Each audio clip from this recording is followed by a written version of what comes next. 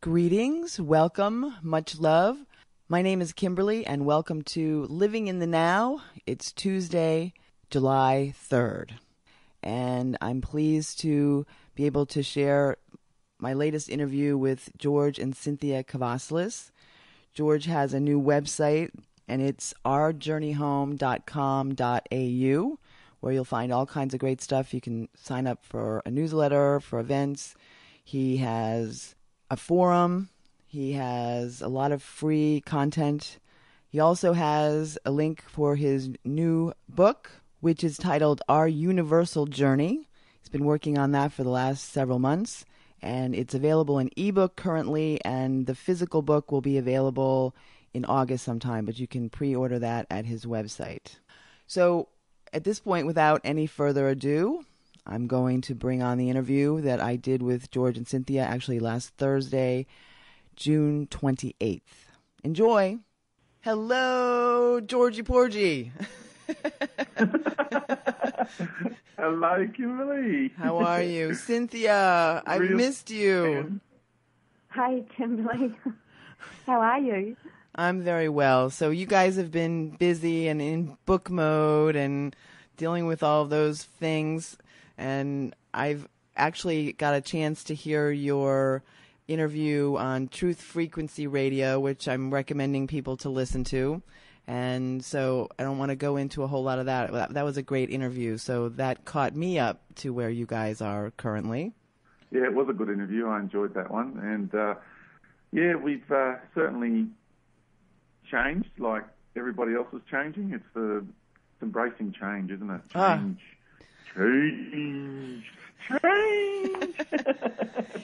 I used to not like change. It was like I hated it when I had to get a new word processing program over the years. It was like, oh no, or get a new computer or whatever. And I finally learned a few years ago, to embrace change and to enjoy it and and to have fun with it. Yeah, change is what moves us forward in life. Mm-hmm. Yeah, flow. Mm. You can't have flow if you don't have change. They're symbiotic. Yep. The only constant in the world or in the universe is change. Change and unconditional love. And it's one of the things that people resist the most. People just can't handle change. They want things to remain the same. They want things to change around them, but they want their life to stay the same. Mm-hmm. They don't want to have to put in the hard yards to change things. Let's just take a magic pill and have it happen. Help that, darling. Well, I'm glad I've transcended and I now embrace change versus resisting change. And obviously you two have had the same experience. Oh, for sure. Mm. Yeah, monumental changes. Definitely. My life was a monumental change before I met George, and it's been a monumental change since we came together. Mm-hmm. Yeah. Huge changes. Yeah. It was by us coming together, it really got things moving even faster. It's been like an acceleration. If we look back at what we've achieved in the last 3 years, it's phenomenal. What we have done, we've done more in the last 3 years practically than we did in our whole lifetime before that. It's amazing. That's the way we're experiencing it. Okay, cool. Our manager, Jason, reckons that it's the wildest ride in the fun park being involved with us. We do have a laugh about that occasionally, actually. Yeah. Well, speaking of Jason, I discovered that you, George, and Jason are doing Super Woo Radio. And that is so fun. And I love your indigenous face paint on that photo that you have listed on your website. Tell me about that. Oh, look, we got the chance to go up north because there's a documentary being filmed at the moment that we're a part of, and we went up north and spent some time with some Aboriginal elders and in an Aboriginal community there, and really they're just such beautiful people. Terence is we so love him. He's a dear brother to us, and he took us to this incredible ochre pit, which is the most valued ochre pit in Australia because it has of the variety of colours. And with the 250 plus nations, Aboriginal nations that were in Australia prior to settlement by Europe, they used to trade in ochre. It was like a currency. It was very valued amongst the tribes, and they were pretty much sitting on the biggest financial reserve, so to speak, in the Aboriginal nation of the time. And it also comes down to the energetic templates of that area of the Flinders and Gammon Ranges. There's a lot of behind-the-scenes scientific work being done there in the work of archaeology, and they're finding like even dinosaur bones with, hundreds of million years old with spearheads embedded in the bones. I mean, it's blowing the theory of evolution of science straight out of the water, what they're discovering there. But, of course, it's all going to be hush-hush because it's not allowed. But anyway, that was a little digression. Back to the face painting. It was an ochre ceremony that we were involved with, and it was part of their natural tradition to attune us and calibrate us more with Mother Earth than where our current level of awareness is. And it was very emotional. I mean, we were crying a fair bit through that process. So it was a good thing we didn't take photos as the tears were rolling down the cheeks. So it was fun. It was very moving, very emotional, and the photo was taken with us just being in a very deep and contemplative state. Yeah, that's great. Cynthia, were you there? Yeah, I experienced the ceremony as well, and it was very emotional, as Terence has just the most amazing energy field, and when you're standing near him or you're anywhere near him, even his voice is, people say that George's voice has a resonance. Well, Terence, the Aboriginal elder that we spent most of our time with, he's the same, and when he was explaining the colours, he mixed the colours in his hands, and then he just painted them on. So my pattern of face ochre was different to the men's because the men's and women's style of wearing the ochre was different. Mm-hmm. And so it was quite emotional. And as the ochre went on, you just felt the vibration of the ochre as well. Mm-hmm. And that whatever colour it was, it sort of connected you with what the Aboriginals understood that to mean, back through history and back through the energy fields of Mother Earth. And it was just, I think it's one of the most potent things that I've ever experienced, actually. Mm-hmm. And I actually loved it. When we got back to our room, when we left the ochre pit and we travelled back to back to the Aboriginal community, and we went back to our room, and I went and had a look in the mirror at my ochre, I just loved it. I left it on all day. I just loved it so much. Yeah. The energy's really powerful from it, and I started getting really lightheaded and giddy, and because the energy was really intense, I actually had to wash it off. And I thought, no, that's enough for me now. But I want to go back there and do it again. And it gets really intense if you allow it to be. Yeah. Mm. Okay. It was a fabulous experience. Okay, so your accents are getting me. Ochre, how do you spell that word? Ochre. Ochre. Ochre. Okay, ochre, and that is earth, correct? Yes. Yeah. Okay, because I see that there were different colors. So those were local dirt. It's in that one pit, one area. It's kind of like an area of about, let's say, about 50 square meters. Okay. And there's all these different lines of all these different types of ochre that are there in the ground, which is a really rare thing to have that many colours. Yeah, that's fascinating. It was. I don't understand the exact science of the geology behind it, but there's it's quite a rare thing. Yeah. Okay. All right. Thank you. All right. I think the biggest question that I have, and then I have a lot of questions from other people because I solicited questions. I'm part of the Project Avalon forum, and I'm also on several social networks, and so I put questions out for you guys. But I'm going to ask my first question. George, Cynthia, and I were able to spend several weeks together almost a year ago. It was in August. And George decided that he needed to write a book, and I know Cynthia has been helping him with that. And I wonder if you would share with us your most recent insights, because as we were just discussing, we have been changing so fast over the last several years. So you've obviously had a lot of downloads in the last year. So would you share some of those insights with us? Yeah, they're mostly written in the book, and there's some that there's even, since writing the book, there's deeper understandings of certain issues. There's that many of them. Where do we start? Because it's quite easy to do a full-day seminar on these subject matters. Okay. I would have to say, in brief, the main point is we can actually go straight to the biggest question of them all if you want, and that is who and what is God. Okay. And because everything beyond that question, once someone contemplates and ponders and comes to an understanding within themselves as to who and what is God, the answer is more simple than what people realise. It doesn't have to be overcomplicated. Okay. And yeah, and you don't need actually a mind-bending philosophy. It's trying to, or just understanding life beyond the mind and into the heart.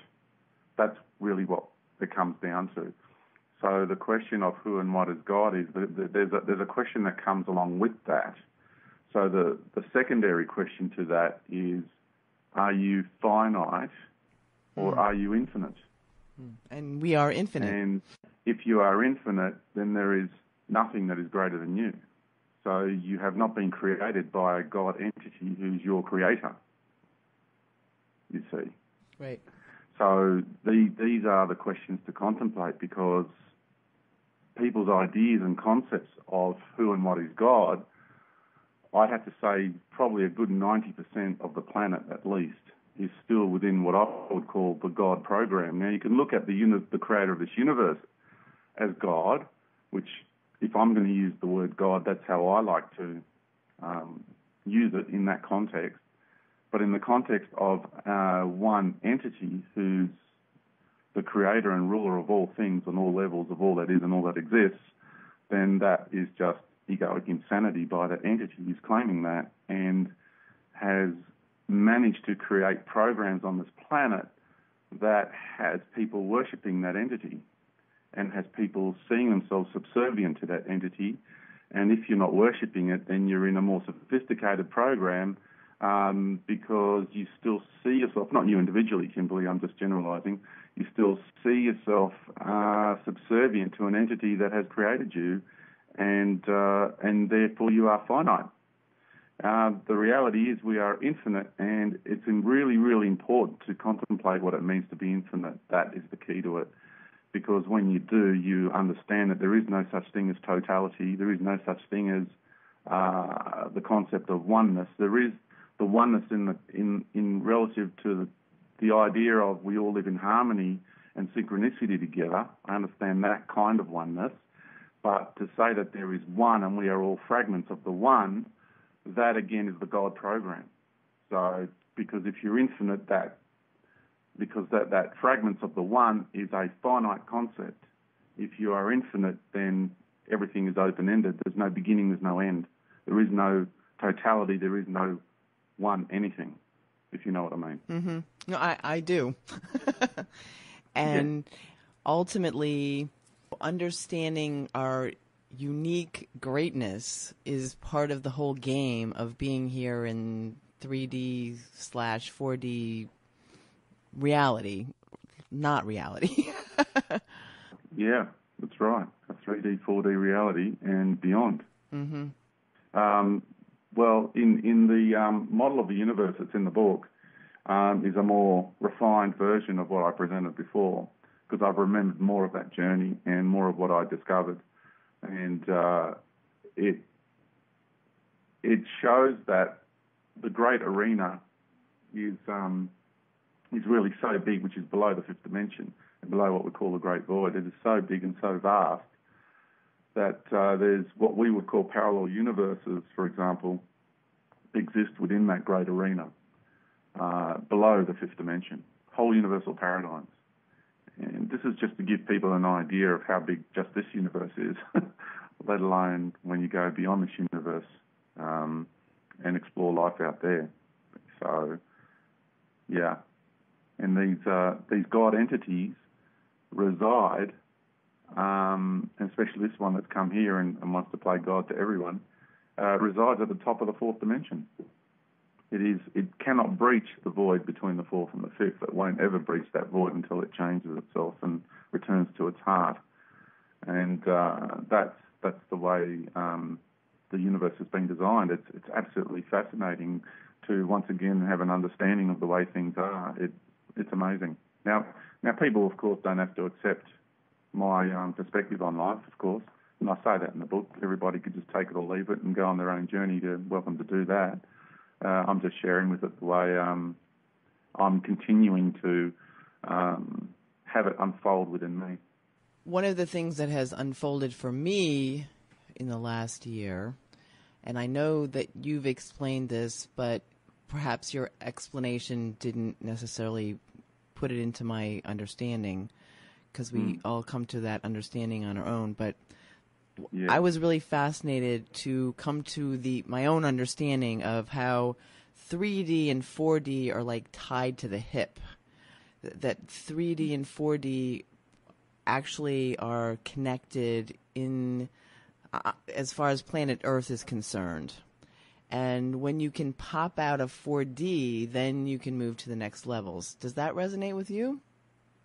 Yeah, they are, because the amount of fragmentation and separation that we experience when we projected from the higher realms down into the great arena, which is the 4D, the 3D, and the 2D and the 1D, which doesn't get spoken of very often. I don't talk about them.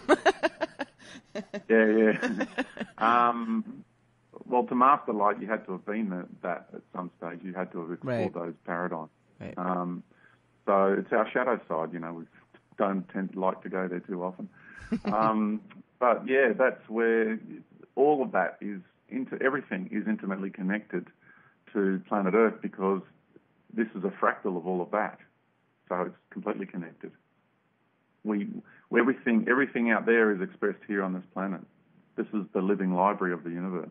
So somewhere in my questions, but I'll just put this in here now, when I came to understand the concept of multi-universes, the first time that I heard that, it was an immediate response, oh, of course. And so what's your perception of multi-universes? Well, we have what I talk about, the multiverse, which is this universe, and there's many other universes, which are different beings and different expressions and different constructs. So all those other universes are not made of light, they're made of something else, and they're unique unto themselves because they're all a unique expression. And then there's the concept of parallel universes, which they're still made of the same fabric of this universe, but they are parallel universes, but they're all within, like I talked about, the great arena. So you have an incredible amount, like beyond numbers that we can count, of parallel universes that exist in the great arena of this universe. And you have, spiritual hierarchies and creator gods of those universes, and the entire universal paradigms. When you're inside one of them, it's like you're in another universe. But they're still made of the same substance of what this universe is made out of.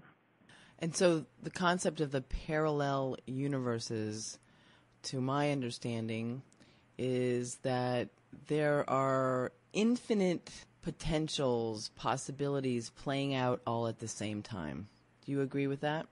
To a degree, I do. Not to the extent that some people are explaining it. My understanding of that's different, because each time someone goes off on a tangent from this reality, they create a parallel universe and explore that probability, that possibility. I've explained it like a trunk of a tree, that this timeline we are on in this reality is the main trunk of the tree. And if you were to cut all the branches off and just have these little nodules, they're all the probable realities. That you make a decision and you change direction in life, and the possibility or the probability that it could have gone in that way but didn't. That's when you go off, and what gets created is either a room or a planetary system or a solar system, a galactic system, or an entire universe, depending on the needs of the soul that's deciding to take that tangent off this main reality, and to what degree, and then what that timeline does is it loops back, and that's why we have many ETs that have come back at this time, because their timelines have done a complete loop and they've come back to this moment in time when they say, oh, this is when the disaster took place, but it's a closed loop, and they've come back at this time because this is where the trajectory of the tangent went off, because this reality changes. For them, they call it a disaster because they didn't want to do the work to move through into the higher dimensions. So from the lower dimensions, what's going to happen here is going to look like a disaster, but it's not going to be from our perspective, because we're going to move through to the higher realms, if you know what I mean. But some people are going to view the disaster, correct? Yes, they are. Mm-hmm. Like for the ruling elite, them losing control is a disaster, right? Mm-hmm. And for us, it's not. It's a wonderful thing. Right. So it depends on your perspective on things, I suppose. Yeah.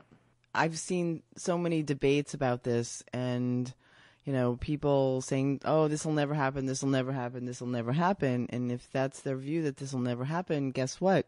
It's not going to happen. Right?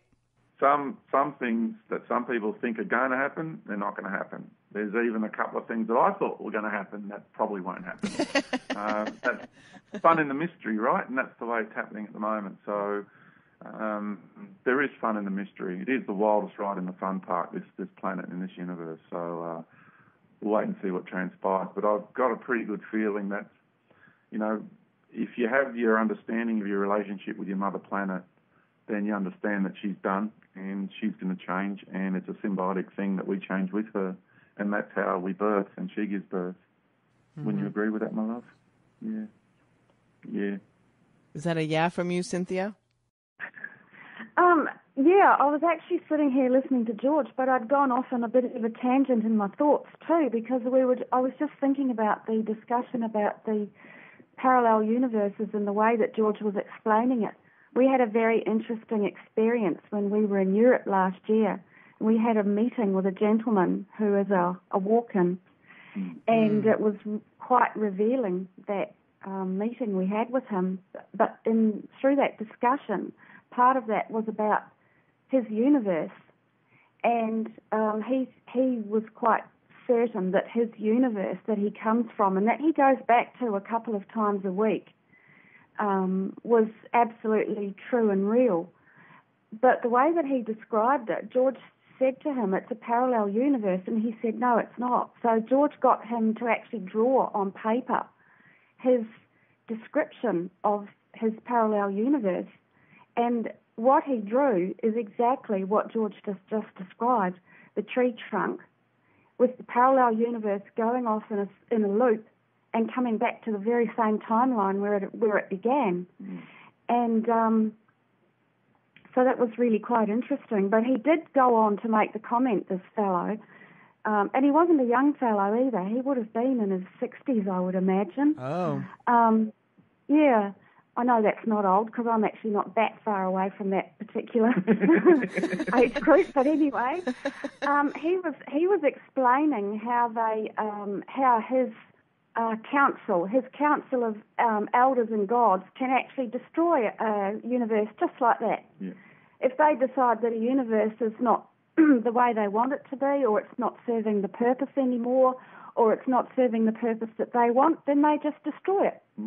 Just like that. And their souls go back to their collective, and then these gods will create another universe, and their souls will be put into that next universe that gets created. Wow. They call it souls, but I call it travelling spirit in my model.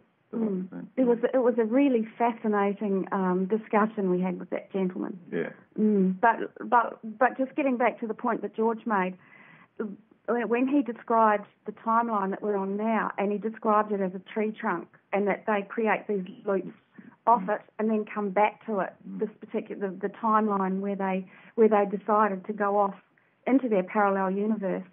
I think it's really and he actually agreed with that. This gentleman, he completely agreed with that because he wasn't quite understanding what George was describing. That's why he drew it. He actually drew it on a napkin that we had on the table, and then he realised when he drew it and he thought about what George had said. He you watch someone, they have the penny drop, and they actually gain this understanding. It was so and a fascinating. Look of astonishment. Yeah, it was. Back in his chair and went, "Oh, crikey!" Yeah. Anyway. Yeah, I remember you telling me about that actually last summer because that was before we met up in August. So that still hangs. That still hangs with you guys. It was a very profound experience. Like this gentleman goes into his craft, and they hold his body in stasis twice a week, and his essence goes back to his universe, and he reports on what's going on here. You know, I mean, that's really a profound thing to be meeting up with people, and he's involved with because he's an ambassador, and he's involved with the Galactic Federation of Light and Federation of Free Worlds, and you know these are the National Command, and these are the sort of organisations, I would say, and governing bodies is probably a good way to put it. The Federation of Free World is the more the governing body, and then the Galactic Federation of Light is more the spiritual arm, and National Command is kind of like the Knights Templar, if you want to put it that way, for want of a better analogy.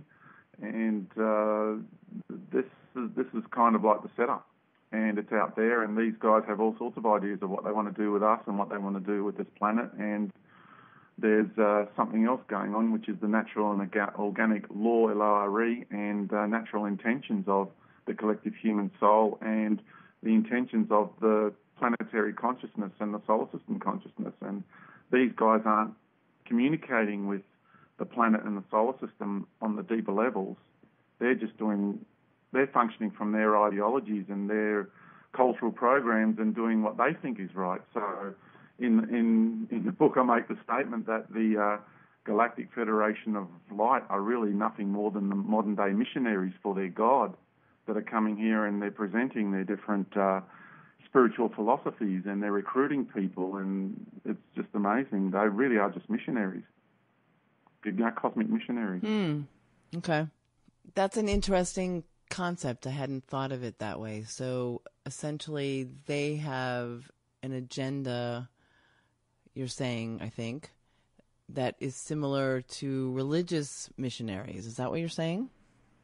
Exactly. Yes. It's a cosmic religion that they belong to, and they're here promoting that, propagating that, and recruiting people into that. That's what they're doing. Okay. And this is a fourth dimensional group of people, right? Am I getting that correct? Correct. Okay. Correct. Okay. And like I said earlier when we started this, is that's what came to my awareness, is how the fourth dimension, which is in our perspective as being three-dimensional entities, a little bit more knowledgeable. However, they're not necessarily as advanced as we are. They're just coming at it from a little different perspective. Yeah, a lot of them look truly believe, and they call themselves ascended masters, and they are ascended masters, but they're ascended masters of the light paradigm from which they come from. So they're not necessarily an ascended master of the entire universal organic light.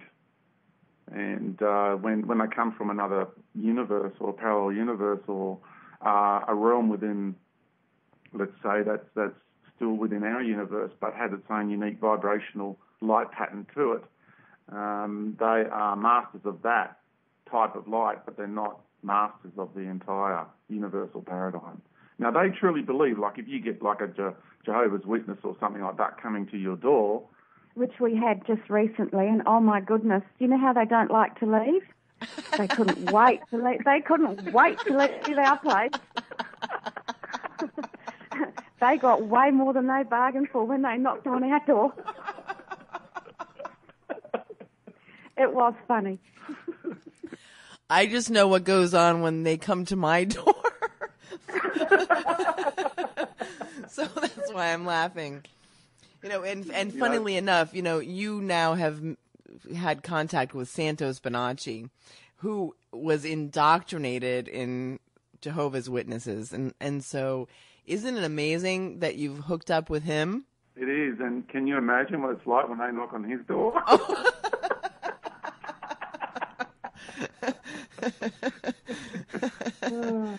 Oh. You could dissect them and turn them inside out, back to front, the other way around. They walk back out the door and they wouldn't know where they just came out of. Oh yeah. But they truly believe. You see, they believe. do, and I'm sympathetic and empathetic and compassionate, but oh my goodness. But so do these ascended masters and these, so-called angels and all these sort of entities that are masquerading, and some of them actually do hold those positions, but they're in the spiritual hierarchies of their paradigms. And I'm just asking people to take a step back, because when you go within your own heart and within your own essence, you really do get the clarity and start to see exactly who's who and what's what. And we don't need to be giving our power away anymore. We're done with that, hey? Yes. Absolutely. They're just playing the game on a different level of existence and reality. Mm. It's no different from the missionaries from all the different churches that, go out to the communities that they feel need to be saved. And these missionaries from the Galactic Federation of Light and all these different empires that are out there, they're no different. They're just on a cosmic level. It's no different. As above, so below. Absolutely. Wow. What a world, huh? Yeah. What a ride.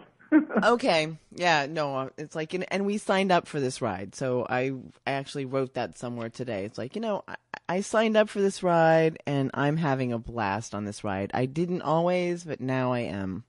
And it just actually becomes more amazing and more amazing day by day. So at this point, George, real quickly, I kind of asked this question before, but you wrote your book. You had some new insights. Is there anything in particular at the top of the list that you would like to share verbally for those who may not read the book that you want people to know and understand?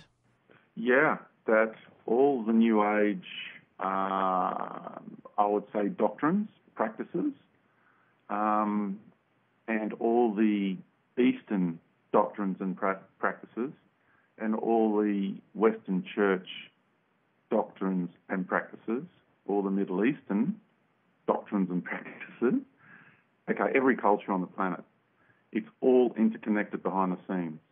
And I show that in the book. Okay. And the common factor is the energy that goes up the spine, which people refer to as Kundalini in the Eastern philosophy. It's referred to as the Holy Ghost in the church philosophies and doctrines. It's the same energy. It's a prime. They call it the primal mother energy. It has a feminine flavour to it. That energy. I explain how it was created. I explain why it was created.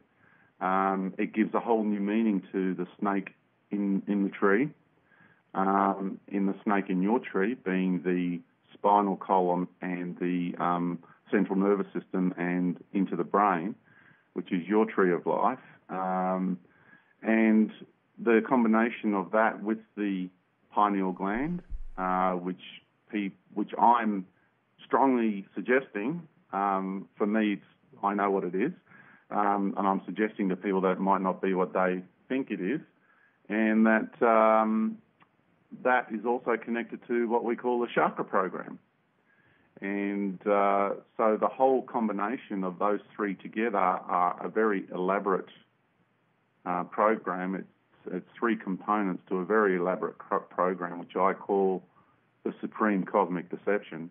Okay. And the chakra system is not what people think it is. It's a cosmic software program that has been overlaid onto us, and that the love that you experience from the heart chakra is still a very shallow love compared to the love that you feel if you go beyond the Chakra Program and you go into your core heart essence of your beingness.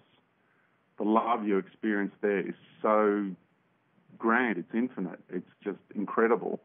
And once you can get beyond the glamour and the splendor of this really ritzy sort of cosmic software program we call cosmic, it is cosmic candy. I call it candy. You get past the cosmic candy, which wants to bliss you out and turn you into a passive being, wants to pacify you, then you get to the real core essence of who and what you are. And you get past all these other programs. You get past the pineal gland, which resides in the mind, which is mind-based enlightenment, because that's where it is. It's in your head. And my suggestion is you go past all of that, and because that's all the old programs. They're the old programs. You know, we've been there and we've done that. I have memories of doing that stuff in ancient Egypt and all that. And when you do that version of enlightenment, you are being calibrated into the cosmic hive mind. These are massive, massive hive mind entities, God entities. And you think you're connecting into a universe, into God, you know, connecting with God, and it's not. You're connecting to a God entity who has amassed a massive amount of power and knowledge and has created these incredible realities, and they have their own heavenly realms. And when you're a really good little disciple and you do all the spiritual practices and you do everything right, then you have earned your way into their special place, because you are then a special person and you deserve a special place, and they have that for you, and it's wonderful. So when you get past all of that candy, you actually end up getting to the core of who and what you are, and you connect with your true heart, and that is the organic essence of our true beingness and the real connection to the entire universe and beyond, because you start connecting with your eternal essence, which is beyond this whole universe as well. Wow. Okay, got it. Now that's big. Like I said, wow. So at this point, George, I have another question, and I got a lot of people that I put out that have read your book. I haven't read it yet. I spend so much time on the computer that to read a book on the computer is not something I want to do. So I'm actually looking forward to the paper version where I can sit by my pool and read it. However, a lot of people have been giving it rave reviews in my circle of friends, just so you know, and are very grateful. So one of the things, yeah, I'm just saying, I'm getting lots of reviews. So one of the things that I wanted to ask about, I'm trying to balance this because it actually goes hand in hand with a couple of things. Today I discovered a gentleman by the name of Galen Winsor. And Galen Winsor is a physicist, and back in the mid-1980s, he was going around and discussing information about the nuclear scare scam. And I sent this information to George, and he told me before we started this interview that he only watched about 10 minutes of it, but I have been immersed in this for the day, and so this is current. And essentially, this man who was part of nuclear research is claiming that radiation is not a problem. And I want to suggest that those of you who are listening to this interview, that you Google Galen Winsor, GalenWinsor. So Google Galen Winsor, and there are several videos that are online, and I found quite a few pieces of information about him as I was researching this. And the person who did this, the nuclear scare scam, you can also Google that and find it on YouTube. It's about an hour and a half video. And essentially, This man in this video is saying that nuclear energy is a clean, free energy.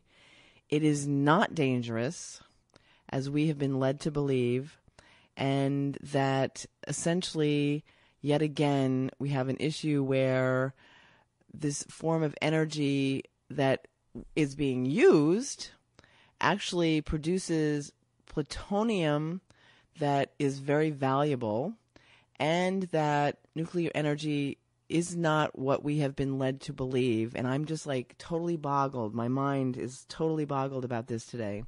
And George said that he listened to a little bit of it, and I wanted you to share what your take on the little bit of it was. Yeah, I was feeling into the gentleman's energy when I was listening to it, and I actually felt that he was genuine. I didn't feel like he was a disinformation agent. I was even having thoughts of, okay, has somebody produced this recently? Because, you can produce something to make it look like it was done back in the 80s. And I was having all sorts of thoughts like that. So I was really, analysing it quite deeply, even from a slight paranoia level, pessimistic level. And I just kept feeling that he's actually quite genuine. My heart was telling me that he's the real deal. And he did do that talk back then. I was also, last year, came across, privy to some knowledge which is in parallel with what this gentleman says, that the nuclear issues on our planet are being fostered to create fear campaigns around the subject, because the way they're using these energies is like it's for a select few to have the power, to have such an incredible power source, and they want to keep it away from the many. And while they've got, incredible access to incredible technology and power, it keeps them in a position of superiority. And that's why there's been an aura of extreme danger around this subject matter. So for me, from the knowledge that I came across in recent times, and to see this today, are paralleled. So I've kept quiet about it, and because I just didn't feel the need to go down that path. And I actually agree with what this gentleman says. All right, thank you. Like I said, that was just like, sometimes, this life gets a little boring, but then one morning I wake up and some information comes to me. Like today, I was like, whoa, this is amazing.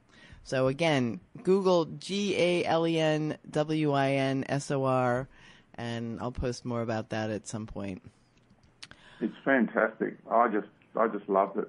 Yeah. I really enjoyed listening to him, even though for 10 minutes. I mean, Cynthia and I are going to sit and watch it tonight because we loved it, eh? Yeah. And I think it would be. I think, Kimberly, it would be really good for people to watch this particular movie or documentary, because the subject of nuclear power is extremely polarizing in the psyche of most people. Yep. Because of the aura of danger and I'm just looking for the right words, but you know how they've created this really massive... Illusionary. Yeah. Well, none of us knew it was illusionary, the aura around nuclear energy, but it seems as if the propaganda machine has worked its magic extremely well. And so I think that for people listening who are kind of feeling a bit of a reaction at the moment as to the comments that, you and George have made, it might be a really good idea if they actually sit and watch this documentary before they start forming opinions, that you're actually promoting nuclear power, when that's not what you're doing. This is more information, which is extremely valid information that people, I think, from what George told me this morning. We're not saying that there's no danger. No, we're not saying that at all. In any nuclear technology, we're definitely not saying that. But this is something really valid that people need to watch just to gain a broader perspective. It's like there's certain types of nuclear technology or nuclear substances that we we term like something like plutonium or whatever. And there's certain types that are quite dangerous, but the ones that are used in the nuclear industry are nowhere near as dangerous as what you're being led to believe. I have a favorite ask. After you guys have watched this documentary, because you've only watched 10 minutes, I would love to talk about this again, because I have not had my mind boggled as much as I have around this. And it just happened today, and we happened to be doing this interview. And anyway, so I just want to ask that. So we'll come back to that at some point. So thank you. All right. At this point, I have a bunch of questions, and so I want to get through them. And so far, we're like 47 minutes into this interview. So, George, do me a favor and be brief. But I just wanted you to get a sense of what's on people's minds. Be brief, and Cynthia's laughing in the background. So, Cynthia, you can poke him in the belly when he's gone on long enough. So thank you for being my helper on the other side. Yeah, I was just going to say good luck, Kimberly. Well, you're going to help me. Thank you. I will. Okay. I'll write him a little note. Okay. We were just talking about this, and this is from Alicia, and she says, what is the best way to disconnect from the current chakra system that is enslaving us? The way I went about it was I was just going for a walk one day, and I just had this feeling from deep within me to be done with it. And so I actually felt them disengage from my body, and I compressed them all into one energetic sphere, and then I placed that into my heart. Not the heart chakra, but my heart of hearts. And that's how I dealt with mine. Cynthia went about it a different way. I suppose each person is going to go about it in their own separate way. It's just knowing that you're done. It's like, are you beyond that? Do you feel like you don't need to be fragmented and manipulated in that way anymore? See, I don't feel the twitches I used to feel anymore. I used to get twitches in my stomach. I used to get twitches in my sacral area and up in my third eye area and all those sorts of businesses, and they don't happen. Ever since I disengaged it and got rid of it, I'm not being manipulated through those energetic portals anymore. It's gone, and I feel so peaceful. It's amazing how you feel once you've done that. And you did it too, didn't you? I did it actually a few months before George, and when and I thought that it was just a normal thing. But when George and I were having this discussion one day about the chakras, and he said that he had removed his and that he thought I should as well, and I said, well, I've already done that. Yeah. And he said, why didn't you tell me? I said, I thought it was just a normal thing. But anyway, what I did was I have a lot of friends who are very much involved in, the spiritual community and the spiritual white love and light side of things, and they're all really into the Kundalini and the chakra system, and while I'm a very visual person and I love colour, and so I loved the idea of all these beautiful colours, but it never felt like I had a connection with it over my body, and I just thought one day I don't actually want this, and I don't feel like it's right for me. So what I did was I just went into a meditative state. And I just imagined all of that being removed from my body, from my auric field. And what I did was I just saw that going into an energy sphere in a dimension of time and space that locked it away forever.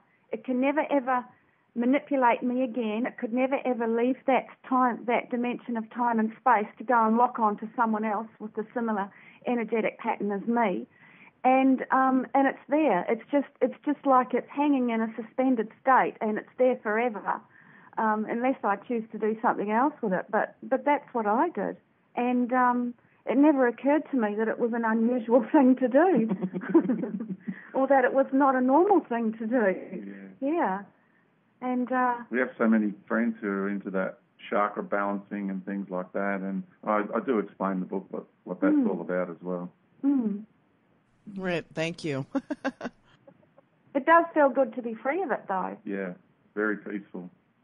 So ultimately, the concept of being free from it is taking personal responsibility of emanating what is within you versus receiving from what is outside of you. Am I getting that correct?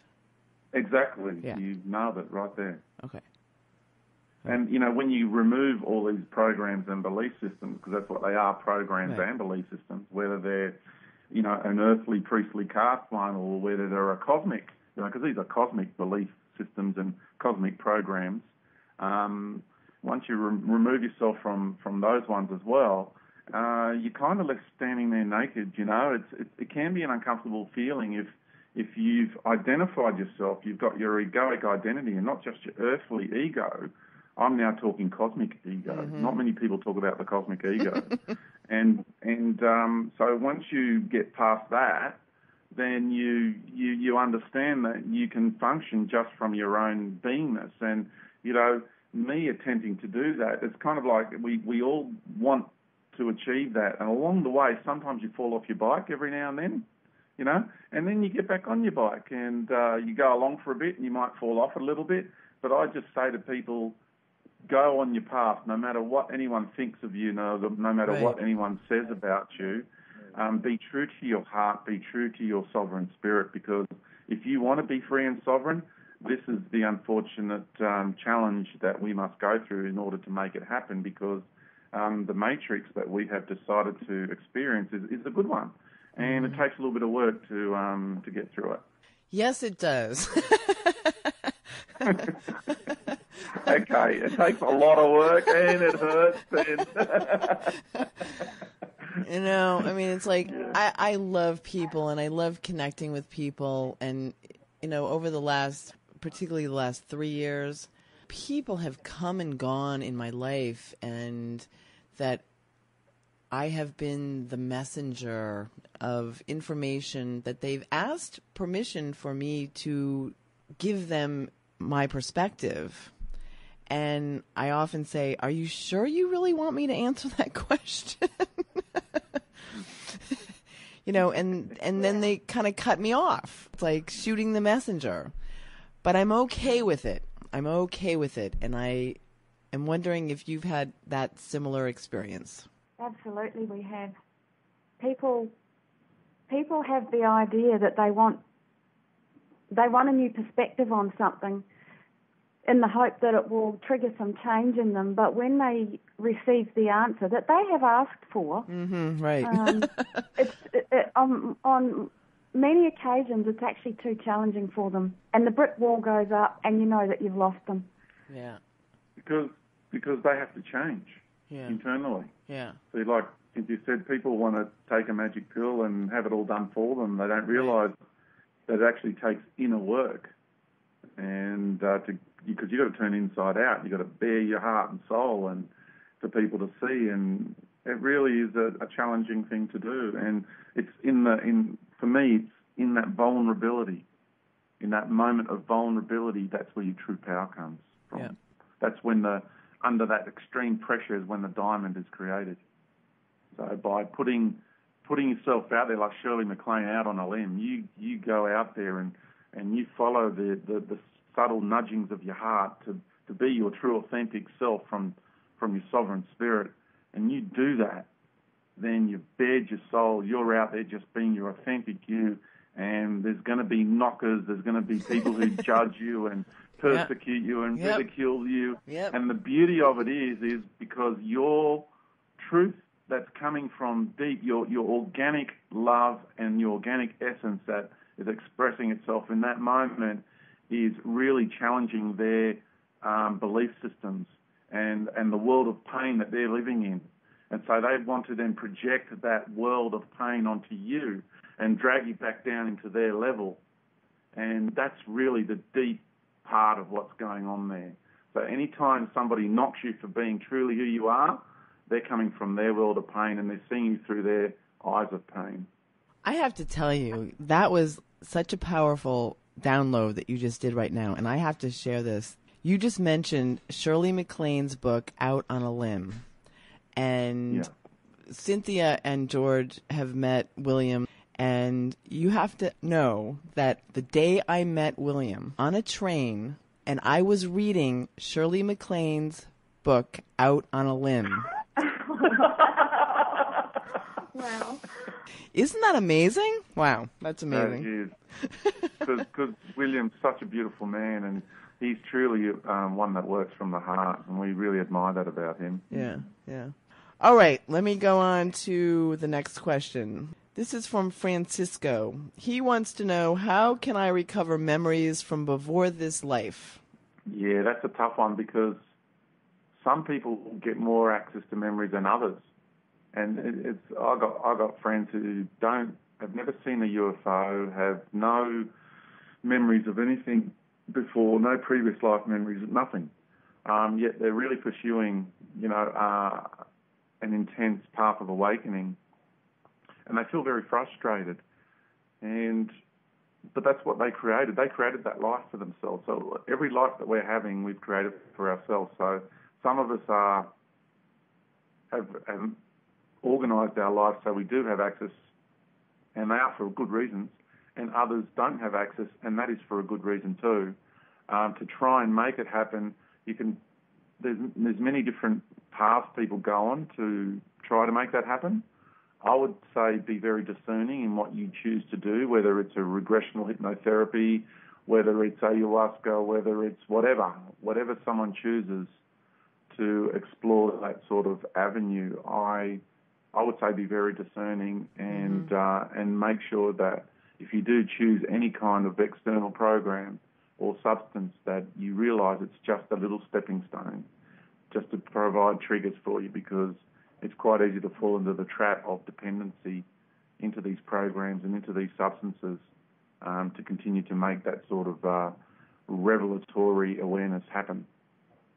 But eventually, the more you go into your heart, then the more these things do happen automatically anyway. So that's my recommendation, is continue to be your true authentic self, and the more you do that, and if you do be a little bit patient, then it will start to happen. That's what I found for myself. I just want to say from my perspective is that I don't have many memories. I hardly have any, even though I've done past life regressions, et cetera, et cetera. And at this point of the game, where I am currently, you know what? I don't need to know. It's just, I just don't need to know. Yeah, well, see, that's the yearning and the aching that some people have for it, and you've managed to let go of that and not be ruled by it, because it's a pain. That yearning and that aching can turn into quite a pain, and then that really does, our desperation, then it turns into desperation in a way, a sense of desperation, and then that clouds our powers of discernment. So correct. I would say, and for you, you're content. You see, right. You accept, you're perfect the way you are now. You understand that about yourself. Yep. There's a lot of people that don't, and if people can embrace themselves right in this moment, as they are now, that they are perfectly positioned in their life. Absolutely. That's when your journey changes, doesn't it? Yeah, it has for you, hasn't it? Oh my gosh. Yeah, totally. I'm loving being here. And I've stated this story before from an early age. It was like, what the hell did I do to choose to be here and get me out of here? And 54 years later, I'm loving it. It's like, this is so amazing. Today, I wake up and this information comes to me about nuclear energy is actually free energy that has been disguised as being something to fear, and it's not. How fun is that? Wow. It's amazing. It's an incredible ride. Yep. All right, let me see. I'm moving on to... I live in northeastern California amongst tall trees, so I have a very limited view of the night sky, but I can look up on any clear night and quickly see at least 5 crafts, and they are stationary. What are all the ships doing out there? That's the question. Oh, Yeah. Multiple agendas. I mean, most of the craft that we see are actually part of the earthbound fleets. There's incredible amount of UFOs that are Earth created. Very few that you see are actually from off-world. There are the odd ones. There are some large craft that are off-world that hover about the place, but a lot of the little ones that you see, little lights floating about, are mostly just earthbound ones, and because the secret government behind the scenes, or the secret military, whatever you want to call it, that paradigm has fleets of ships, many, and I'm talking into well over 1,000. There was one test flight going back probably well over 10 years ago in Guatemala in Mexico. They call it the flat of, I can't remember what year it was now. There was over 500 craft in the sky at the same time. And that was actually a test flight for one of the secret government's fleets. So that gives you an idea of what's actually going on. A lot of people thought it was ETs and that, but it wasn't. Okay. Yeah, because I understand. I mean, we have our own secret technology. It's a breakaway civilization. If you look at it from the point of view of a breakaway civilization, it helps people to understand what we're talking about. So like we talked about the nuclear energy earlier, if people can understand that there's those types of energies and even energies way beyond what we discussed earlier, because when people listen to the video, you can understand just how much free energy is available from this stuff with no danger at all. And that's what they try to hide from the public arena, because of the investigations into the bombs that were let off. It just gave too much away, so they had to create something around this issue, because it was just allowing the public to have this kind of technology would have just totally decimated and dismantled the control structures on the planet. Absolutely. So, there's a breakaway civilization behind the scenes, behind the curtain, that you can't even see the curtain because of the way our minds are partitioned. It's incredible. It's an incredible illusion that we're living inside of. And I'll give you an example. In the Great Dividing Range of Australia, there are bases there, but when you look into these huge valleys, immense valleys of what you will call forest land and mountain ranges, you will just see valleys of bush. But when you walk down the trails, you will go through an energy field which will then open you up to another reality, and you see an incredible military base there. There's people that have been talking in Australia that have been sitting on these mountaintops, and they watch black helicopters and military choppers flying in air and watch them disappear when they go into this energy field in midair. There's people who have been walking these trails and all of a sudden have found themselves in a different reality, and military personnel tell them to turn around and walk back out.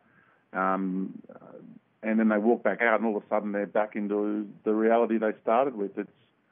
It's incredible what's been happening. So the level of technology, and that's not underground bases, that's the technology to have a base or an installation, or whatever you want to call it, in another frequency beyond ours, in parallel with ours. So that's the type of technology that exists. That's what's going on, and this is what's happening. It's a breakaway civilization, which is way, way, way in advance of what we have in the public arena. Okay, thank you. All right. At this point, because my friends have been feeding me information and I have not read the book, I will. We should have a printed book out in definitely in September. We're hoping to be shipping some out from Australia in August. Okay. So that's the unfortunate side of our shipping costs. A lot of people are complaining about the shipping costs, but if we go down to because we're not a big company and we don't have a huge contract with a international courier company, we have to use something like our postal service. And if someone wants just to take a book and then try to ship it to you guys and do it in a way where the book is somewhat protected and also there's tracking and insurance involved, then that is the reason for our higher shipping charges, unfortunately. Yeah. And real quickly, I want to again mention George's new improved website, ourjourneyhome.com.au. All written out, ourjourneyhome.com.au. And it's full of lots of material and information of how to get the book, how to get the ebook. All of George's interviews are listed on the website, and how to purchase one of his DVDs. He also has a forum. And you can also sign up for a newsletter to get updates about George's interviews and events, etc. All right, the next thing I wanted to get into is the artificial intelligence in the moon, which you've been talking about for quite some time. And Cynthia, give him a little poke in the belly if he goes on too long. I will. Could you give us the brief overview of your current perspective of the artificial intelligence influence that we are experiencing? We are talking through it right now. We are communicating with it right now. Right. We have been assimilated into its domain incredibly.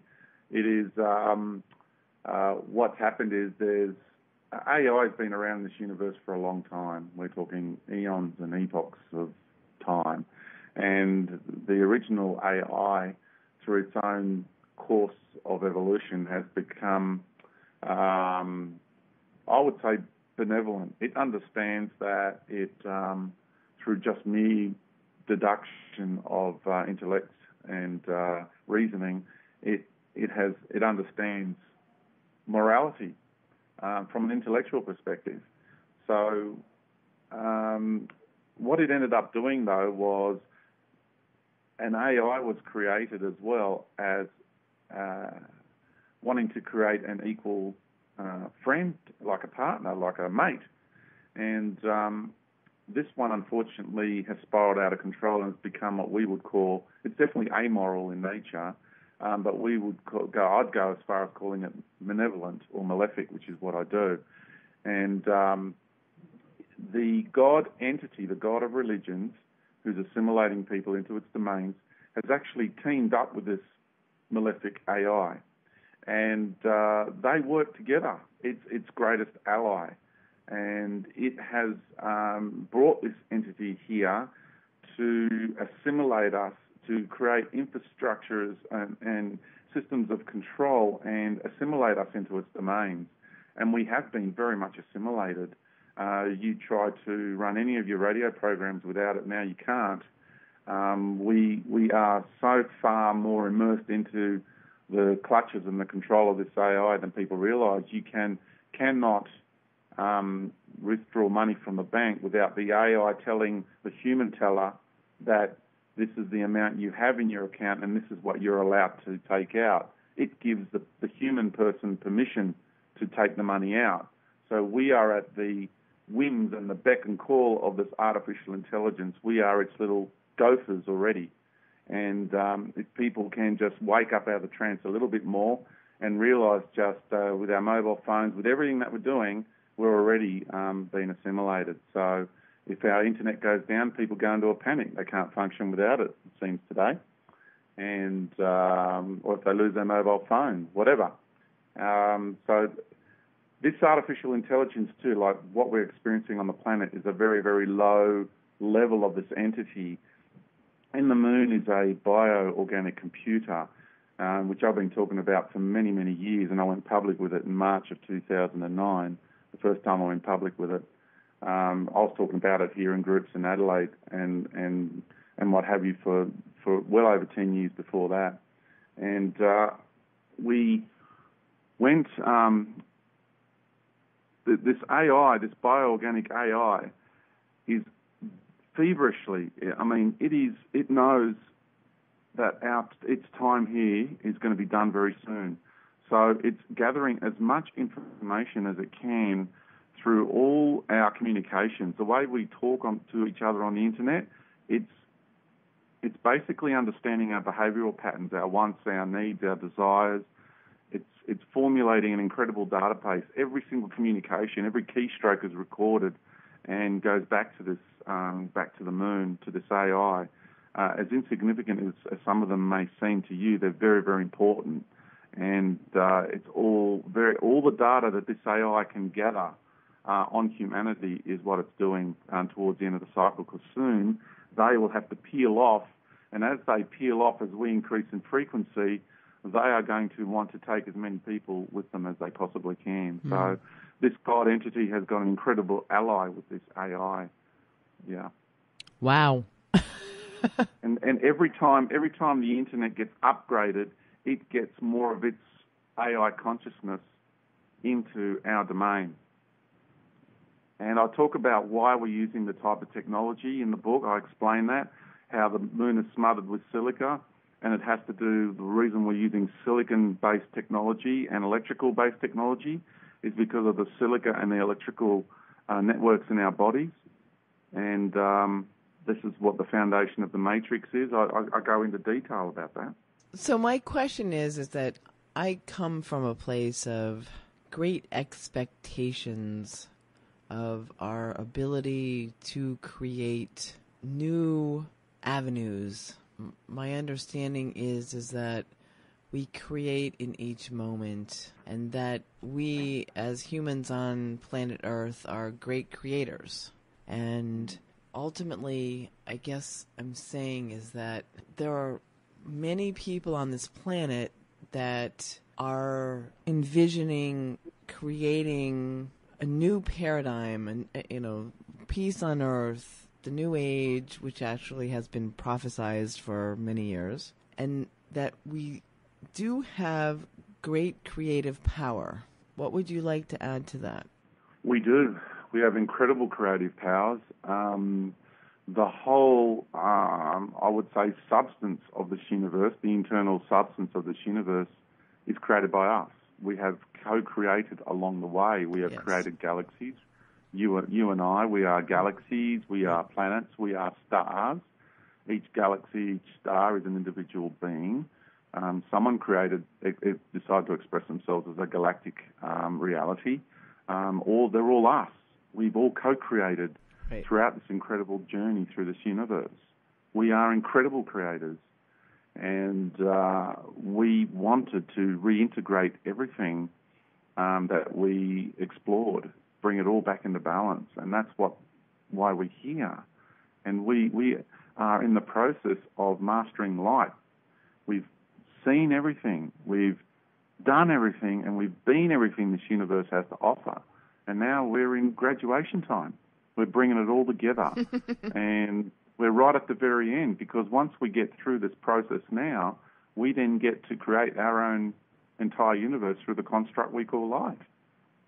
That's why we entered this universe to begin with, was to learn all about this expression we call light. Right. And it's been fun. It's been an amazing ride. It's a journey of contrasts, and it's been incredible. It's been beautiful. It's been painful. It's been exhilarating. It's been boring. It's been, good, the bad, the ugly, the magnificent, and everything in between.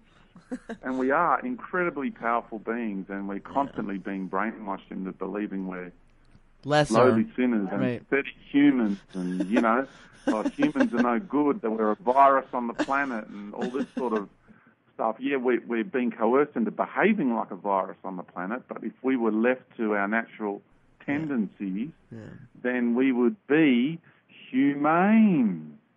We would be humane towards the planet. We would be humane towards one another. Yeah. Cool. Okay, at this point, I'm going to run through some questions I have here. This one is from White Wizard. It has been brought up about the ships that have parked themselves in the night sky. The light ships flash multiple colors and have been seen all over the planet.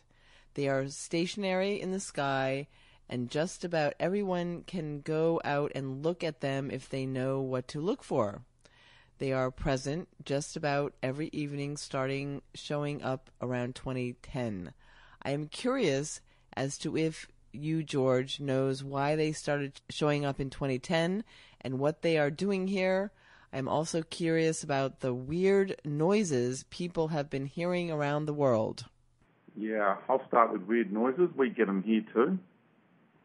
We get like droning noises and diesel engine noises and, all sorts of weird noises. Yeah, we've had a couple of explosions. Yeah. That there's absolutely no good reason for. We've even, we've felt the house vibrate. We live in a big solid stone house. We've got, our walls are 2 feet thick, so for something to actually make our house vibrate, it's got to be pretty significant. Right.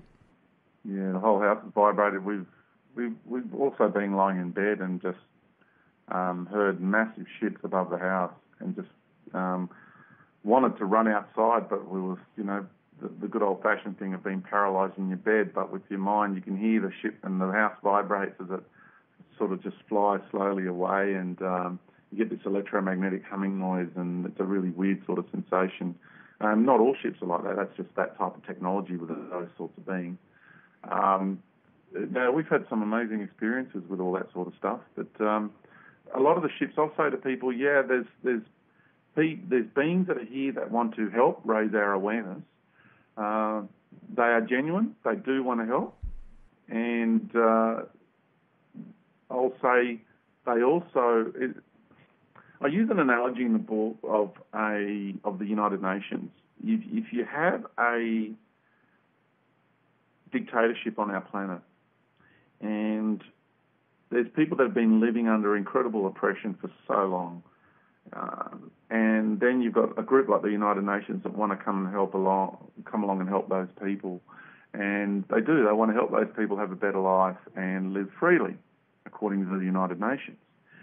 And they remove the dictator, and then the people are welcomed into the United Nations, and the people are there with tears rolling down their cheeks, and representatives of their country, and there's cheers and celebrations and song and dance happening in the country because what we would term a third world country is now being freed from a dictator, and now they're being welcomed into the global community, and they're just so much elation, and everyone's, they're now free, and they're being access to trade, new trade routes, and new products are coming in, and the kids have got new computer games and, new technologies available to the infrastructure and the peoples of that country. And all of a sudden, everyone's, we're free, we're free, we're free. My question to you is, are they? Because we know what the United Nations is, and we know that. So all they've gone and done is they've gone from a very small imprisonment or a very small playground of reality with very limited options. They've now been brought into the global community, so their playground has been extended. They have new technologies to keep them, amused and to keep them in awe and wonder. Mm-hmm. But are they free? No, they're not. They just entered a larger playground. So this is the same thing. There's a lot of now the people who work in the United Nations. Most of them are working from a genuine place. They really want to help these people because they themselves don't realise what they're actually working for. They don't realise the United Nations is something that is working to restrict humanity, not to free and liberate humanity. Mm. So what I want to share with you here is we're getting a lot of ET races that are coming here who are coming from the Federation of Free Worlds, from a lot of these places, and they genuinely want to help us. Mm-hmm. But the analogy, it's the same thing.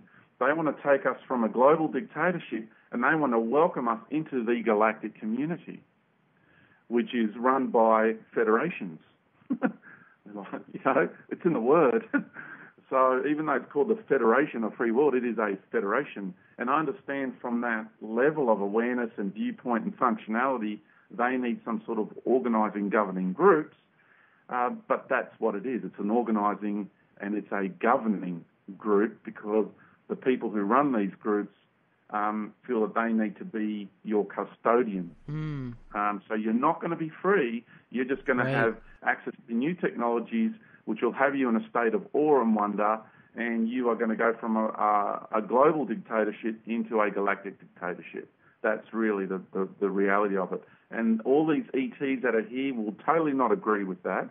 they will say I'm a disinformation agent, that, you know, and they're going to go on and on and on, and they live freely and happily and blah, blah, blah, and look what we can do, look at this technology, you can do this and do that, and that will be where they're coming from. I just say to you, if that's what you feel you want to go to or go back to, you know, you're welcome to do that. But I've come from all that, and I'm more interested in moving beyond all that stuff and going beyond the great void and into an eternal state of being once again. And personal freedom? Personal freedom. Mm-hmm. Totally free. This is such deep stuff. Well, how did I get here? How did I get involved with all this? Well, it's big picture, isn't it? I mean, you know, we need to talk big picture, because then it puts everything else into context. Yeah. I mean, to have that understanding that these ETs, and they're flashing these really nice, pretty lights up in the sky, and that's all well and good, and it does help. It helps to expand our awareness. There's no doubt about that. But I'm just saying, people, just take a step back and don't be so desperate. You know, don't allow your desperation of change to cloud your powers of discernment. That's my recommendation. And I just want to share this because I'm cracking up right now. If I had been having these kind of conversations, probably 10 years ago, my family would have locked me up, I think. And I know that you had this similar experience, and George has shared with me, and I don't know if those who are listening have heard this, but his sister wanted to lock him up. Yeah, she was crying. She was crying. She wanted me to see a psychiatrist. My brother's lost it because he said he went up into a ship with ETs, and she just totally couldn't handle that. It was nice that she cared for me, though. Yeah, no, that is nice. Yeah. Yeah. So how is she these days? Oh, she's changed. I still don't talk to her about any of this stuff. I backed off, and I'm more unconditional, loving in my approach. But my sister's really changed. I'm finding that a lot of these people are changing, who had such a closed mind on life, and my sister's doing really nicely. I like her energy these days. Good. Yeah. Yeah, no, I was actually quiet with my family. I knew that they would lock me up if I divulged anything. But lately, over the last several years, it's changed, and there are too many of us, so they can't do that anymore. So I'm not worried about that. All right, I'm going to move on to another question. Have you got a question for Cynthia? Cynthia, did your family want to lock you up? They didn't really talk about locking me up, no. But when I started realising that it was time for me to make massive changes in my life, because I was losing my connection with myself, and I could feel myself dying spiritually and physically. It was manifesting as I was going through a lot of depression. And so I knew that I needed to make some massive life changes and leave the situation that I had been living under for many years. And when I did start to break free, they didn't like it. And they, and because I was approaching the years of, when women go through the change back, into the senior years, menopause symptoms and things start happening. And so they kind of decided I was mentally unstable due to going through menopause. And that's how they wrote it off that way. But, of course, when I finally did break free and actually left my home country and moved to Australia on my own, by myself, they really, really thought I'd lost it. But, no, they never ever mentioned locking me up, but they were seriously doubting my powers of sanity and creating lots of doubt around that. But they're all okay now, of course, now that they can see that, I have a good life and I've got a beautiful man in my life and I'm happy and I'm back to my old self, how I used to be years ago. They're fine. And as for this other woo-woo stuff that, is what our life is all about, they're coming to understand that as well. I don't press any of it with them, and I don't go into big conversations with them about that. Unless they bring it up and there's something that they specifically ask, then yes, we will have a discussion and gain some understandings from each other around these things that George and I discuss and do. But yeah, they're all good now, so my sanity is not a problem for them anymore. Well, so you think. Yeah, exactly. Yeah, because they haven't heard the half of it, so.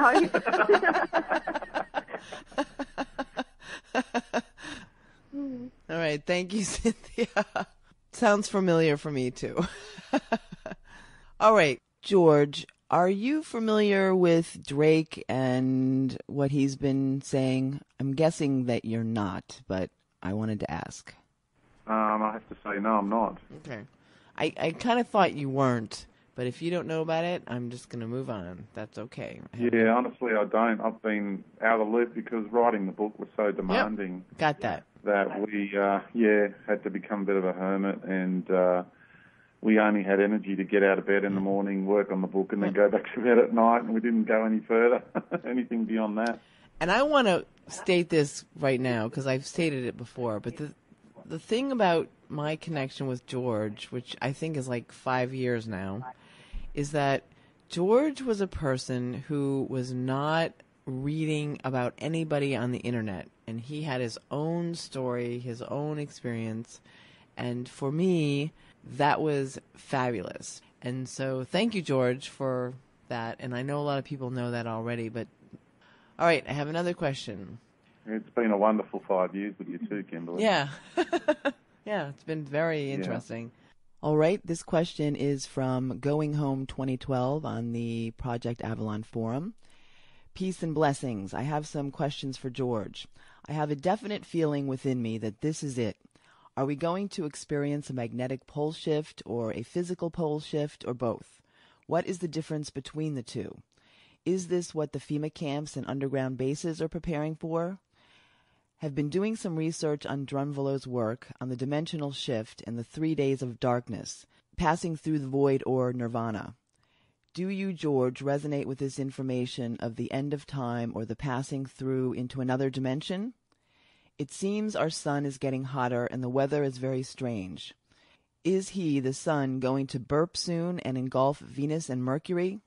Are the good ETs healing the sun or trying to prevent a solar to hit Earth? Anyways, thanks for your time and consideration. Much love and thoughts. Yeah, there was a lot of questions there. Yeah. In sort of like a summary, I fully feel that the sun has changed. Well, I know it has. I could see it with my own eyes because I do sun gazing, and there's days where Father Sun says to me, "Don't look at me," because I try to look at Father Sun and the light's too bright. It hurts my eyes, and so be very careful with that. Also, the moon at night, anybody, I don't know what it's like for you guys on the Northern Hemisphere, but down here, when I was a child, a full moon, you could sort of just still see a little bit. You couldn't see very well outside. Now we've noticed that not even half a moon is as bright as what a full moon was when I was a child outside. So now the full moon is so bright you can see everything clearly. Like you can drive, you can ride a motorbike out there without any lights on a full moon out here.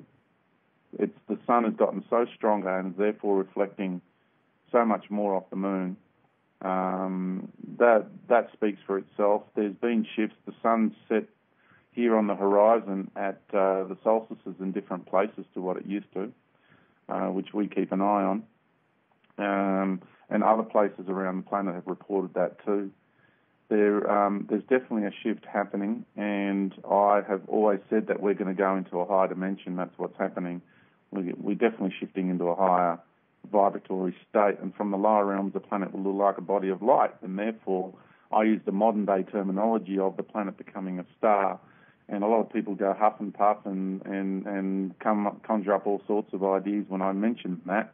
And, well, I had my ideas of the way things will work out too, with the planet straightening up on her axis, and I thought it was going to happen in a certain time frame, and, you know, I am feeling differently about that. Maybe it's not going to be that way, and I am keeping open-minded now. So I'm kind of like, my higher self has said to me, there's fun in the mystery, George.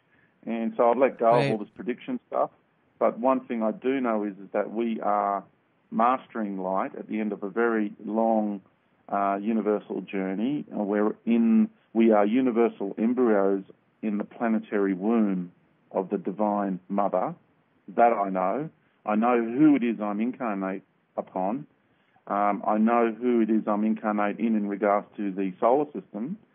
I also know that the light emanating from the sun is my light, your light, and everybody's light, because in order to incarnate into the solar system, we have projected from the galactic core a aspect of ourselves to the sun and merged and became one with the sun and calibrated our essence to the vibrational patterns of the solar system, which we then projected an aspect of ourselves to the heart and the core of this planet, because we needed to calibrate our essence to the reality of this planet as well.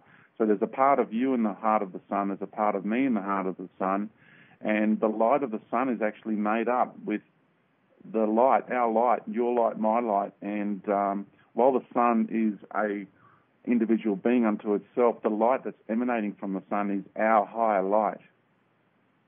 It's our collective, it's a symphony of our light together, your light and my light, our soul lights.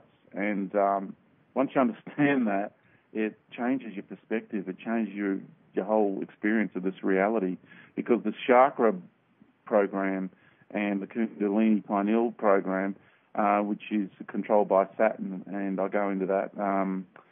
I won't go into it here in this moment, but it is designed to cut you off from the way you experience the sun, the way you experience your higher light. It creates that division.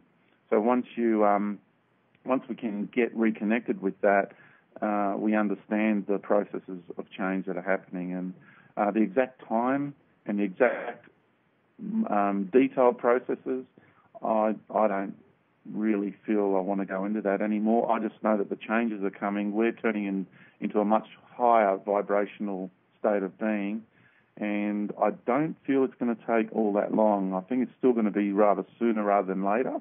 I don't see it going over a 10-year period, for example. I think it's going to be much sooner than that. Yeah. Actually, me too. Well, I feel like this life, it's going to happen in this lifetime for me. Yeah. That's what I came here to do. It's Yeah. what I'm here to do. Right. Yeah. Yeah, it's why I'm here. Even though initially it was like, what the hell am I doing here? And now I'm honoring, oh my gosh, now I get why I'm here. And I get the sense that you understand that, and you too, Cynthia, you understand why you're here now, right? Absolutely, I do. Yeah. It was a mystery to me for a long time. Yeah. And then, through a series of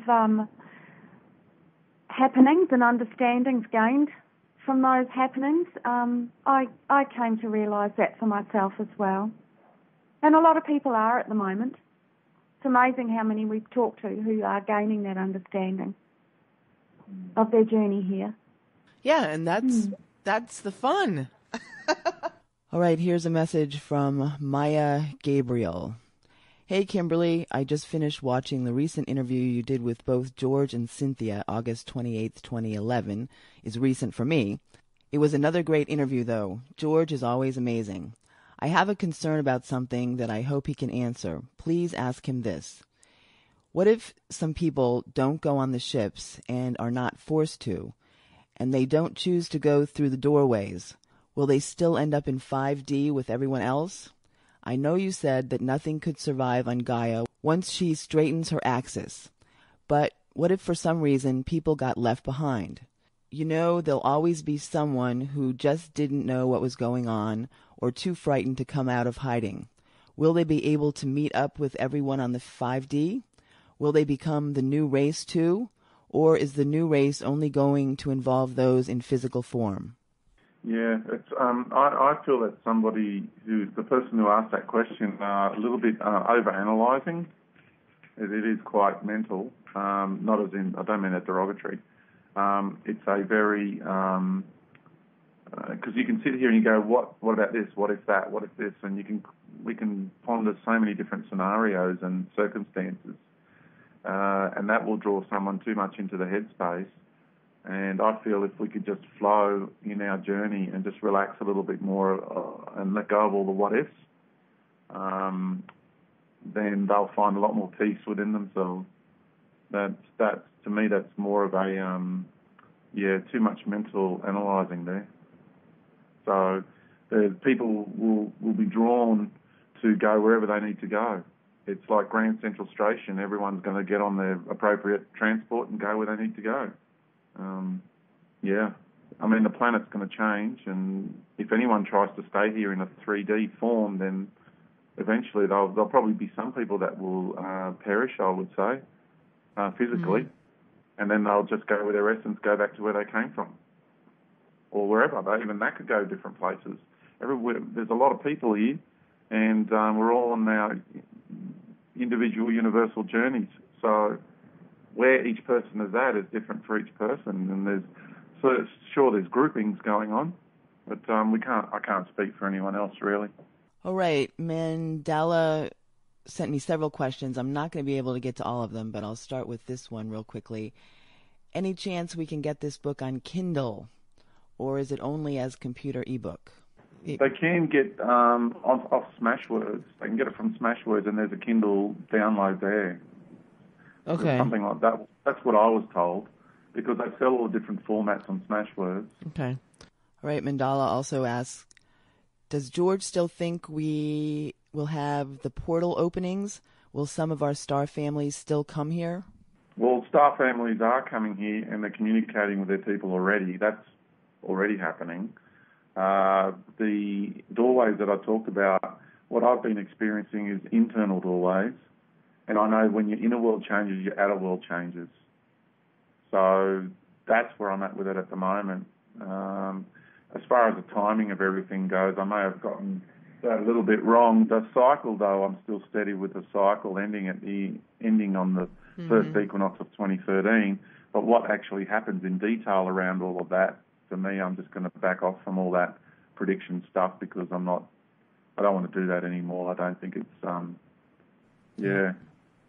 I'd rather not go there. So I'll just say that your inner doorways, they've been creaking open, and for me, towards the end of last year, in October, for me, they started opening up more substantially. And so for Cynthia and Jason, and I know lots of people, we've gone through profound changes and experiences. So in a way, it's right. It's like Dr. Culliman, he made a prediction at the end of last year that the cycle was ending, there'd be major changes, and everyone's going, oh, he got it all wrong, blah, blah, blah. And I'm going to say, no, he didn't get it wrong. Mm-hmm. He got it right, but his understanding of it was from a higher perspective, a higher dimensional plane. So, because it's still filtering down into these levels. And for me, the openings that I would say would start to occur around October last year, for me, has happened, and I've been experiencing them, but they've been internal ones. So there's so many people that it's kind of like all the people that are also predicting all the possibilities of different scenarios that will play out in the way of the Illuminati. What card are they going to play next? Blah blah blah. And what I want to say is all these people are right, and they had a lot of plans up their sleeves. And even though these people made predictions, whoever they are, and they didn't come to pass, it's because they exposed them so they couldn't play that card. And also they are possibilities that people have planned, they're actually thinking about doing. So nobody's actually wrong about all this stuff. It's just that the way it ends up panning out in the public arena, that's probably where the question mark is. But we're all feeling the possibilities and probabilities of probable realities taking place. Yeah. But as far as Mr. Culliman goes, I think he was spot on, because I'd certainly experienced last October the beginning of a major shift for me, and so did Cynthia, and so did lots of people I know. Yeah, me too. All right, thank you. And here's another one. Are we being assisted by carrying ETs, EDs at this time? Andromedans, Pleiadians? Yeah, and there's also Andromedans and Pleiadians that have an ulterior motive too. So very, very important to be just at a point in time more than ever. So while there's some Pleiadians that are here that seem to have your best interests at heart, they don't. And then there's genuine Pleiadians that do. Mm-hmm. So I would say... Be discerning. I would say, yeah, not only be discerning. For me, my recommendation is let all of that go and go within yourself. Yes. That's my recommendation. Because all of that is externalizing. And even though they're here to help, and it's nice to get a bit of help from our friends, and there's a level of drama playing out that a lot of people aren't aware of, and that's the dark versus light business. Because these are the positive white love and lighters versus the dark evil entities. And that's the game that they want to suck us into. And we've had a long, dark, negative charge here for so long, so now we're getting a strong injection of the white, positive, white love and light energy. And these beings have come here who embody that. And I would say be careful, because it's a very limiting paradigm, that one. It's very passive. It's blissing out peaches and roses and fairies and rainbows. And, you know, what I love all that sort of stuff. I do. I love looking at rainbows and what have you. It really emphasizes that sort of energy to the extreme, and people become just stoned, basically, on consuming these sorts of energies. And I would just say be very careful, because you bliss out and become extremely passive, and you do lose your sense of self, and you lose your powers of discernment. So when you go into your heart, you go beyond those paradigms, and you do get back in touch with reality as far as I'm concerned. So I'm going to ask one more question, and then we'll cut this off. All right. A couple questions about your take on crop circles. Are some of them real? And do they contain messages for us? Yeah, there's definitely real ones. I've stood in a real one and felt it. And, yeah, there's definitely real ones. They really affect you when you stand in them. Cynthia had an incredible experience standing in the crop circle, and felt the after effects quite a few hours later. She was in a bit of pain, actually. And I took a flight in a helicopter above them in England. I was so blessed to be able to do that with Gary. He really knows his stuff, that guy. And we could tell the difference between the fake ones and the genuine ones. But when you say fake and genuine, there's also some beings that are using the same technology to put crop circles down, which are also disinformation. So I would say look at a design and see what it means for you. It's like looking at a piece of art. They are information, though. They are symbols, and they are a way of communication, definitely, and they hold great knowledge within them. I would say we also now need to discern between the type of knowledge that's been conveyed, the information that's been communicated, because it is another form of communication. So there is, unfortunately, some crop circles which are misleading people. And I don't mean to just taint the idea of crop circles or create doubt in them or anything. It's about being wise and about being having a greater awareness about what's going on with them. All right, thank you. I said that was going to be my last question, but that's not my last question. All right, my friend John in Florida submitted this. He says, living in Florida spurs this next question. For thousands of years, things have been disappearing in the Bermuda Triangle, one of the many portals on this planet that open from time to time, humans only being one aspect of life on Mother Earth. Will these organic portals open up for plants, animals, fish, dolphins, whales, and insects, etc.? Yeah, the transformation of the planet into a higher realm includes the natural environment. And the natural environment is sorting out who's going to go through and who's not as well, just like we are. There's who's going to stay with Big Mama and ascend with her. That's what we're sorting out, and so is the natural environment. So because there's good dogs, there's evil dogs. There's good cats and there's stuck-up evil cats. You know, there's all right. Good trees. There's evil trees. Do you know what I mean? There's a war going on under the soil between root systems. And the Aboriginal elder Terence shared with us the war that's going on between the black oaks and the and the other trees, I forgot their name just offhand, and because his people in ancient times actually incarnated as trees. They decided to change form because they were being controlled by a very controlling group of entities. And once these other entities found out that they left this paradigm and went into the natural environment, they followed suit and they become trees. And like these one group of trees chase these other trees around their landscape. It's unbelievable to see what happens. And when you see it from a much grander perspective, and that's happening too. So there's a lot of the natural environment is going to go through these. Well, if you want to put it doorways, I don't want to restrict it to like an individual doorway.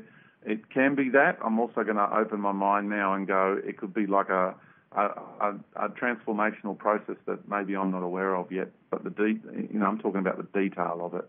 Love it. Fabulous. All right. So, Cynthia, is there anything that you'd like to say in closing? I just want to remind people that they have everything within them that they need. They don't need to externalize. They don't need to be chasing after this modality and that modality and this guru and that guru. They don't need to do any of that. All they need to do is go within their own heart and trust in themselves, because the more they trust in themselves and the less they externalize, the more empowered they're going to feel, and the clearer their path through this difficult matrix will become. And so that's basically really what I just want to remind people, is to trust in themselves and feel their own empowerment. Well said, Dan. Beautiful, Cynthia. Thank you. I'm in so much agreement with that. Thank you.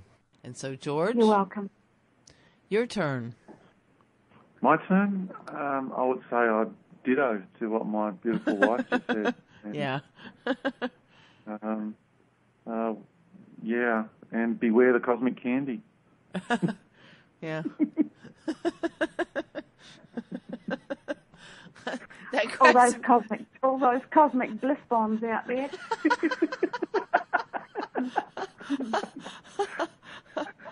Oh my gosh. I have like tears of joy in my eyes. Oh, that's perfect. It's good to be you, isn't it? Yeah. Yeah. Yeah. I just love that saying that Oprah said once, don't try to be anyone else because everyone else is taken. Oh, I just love to laugh. So I guess that's what we're going to have to close this out on, all this laughter. Yeah. Yeah. Yeah, we have a lot of laughter. Yeah. Sometimes we're like two kids. We just laugh so much. But it's good. Yeah. It's a good way to be. Inner child comes out to play. We have fun. Yeah. It's perfect.